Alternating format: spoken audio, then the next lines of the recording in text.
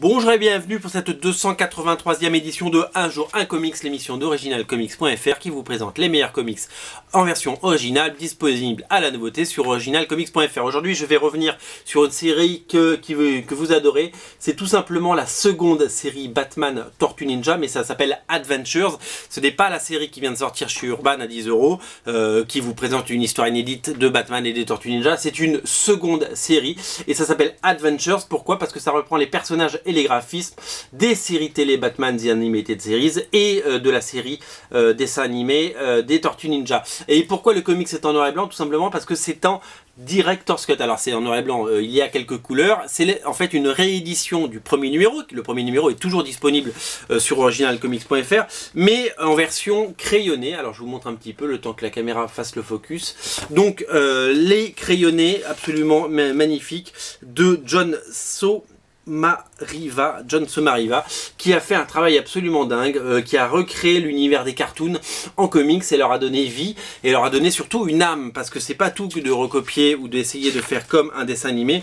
Il faut évidemment bien évidemment il faut avoir le talent et il faut avoir l'énergie, et moi ce comics me plaît pour ses qualités graphiques absolument indéniables et puis évidemment son humour et son univers, puisque c'est une nouvelle rencontre entre les Tortues Ninja et Batman, et c'est beaucoup moins sérieux si vous voulez que l'autre série qu'on peut lire actuellement chez Urban, puisque c'est complètement délire et complètement cartoon. Vous voyez, alors on a toutes les pages avec les vrais dialogues, donc on peut suivre l'histoire, mais tout en version Director's Cut, si vous voulez, en version rough.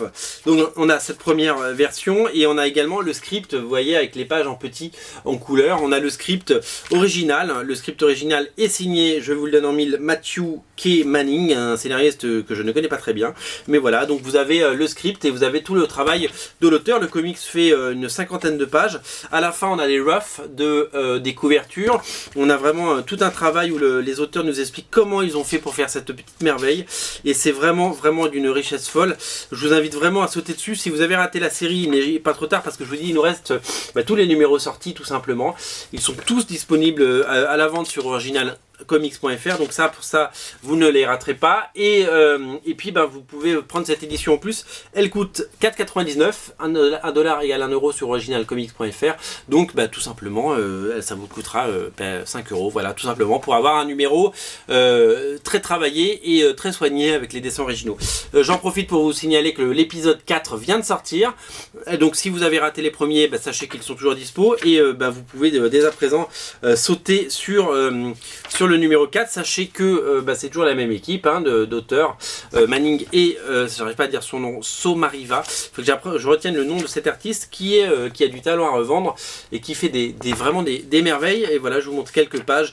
C'est délirant, c'est fun, c'est dans l'esprit des cartoons qu'on aime, et puis c'est surtout un vrai comics avec une vraie histoire et de vrais enjeux, et donc on prend un plaisir vraiment fou. Voilà, tout simplement. La version Director's Cut du 1 est disponible, et le 4 est déjà disponible sur originalcomics.fr. Faites-vous un gros plaisir. Salut!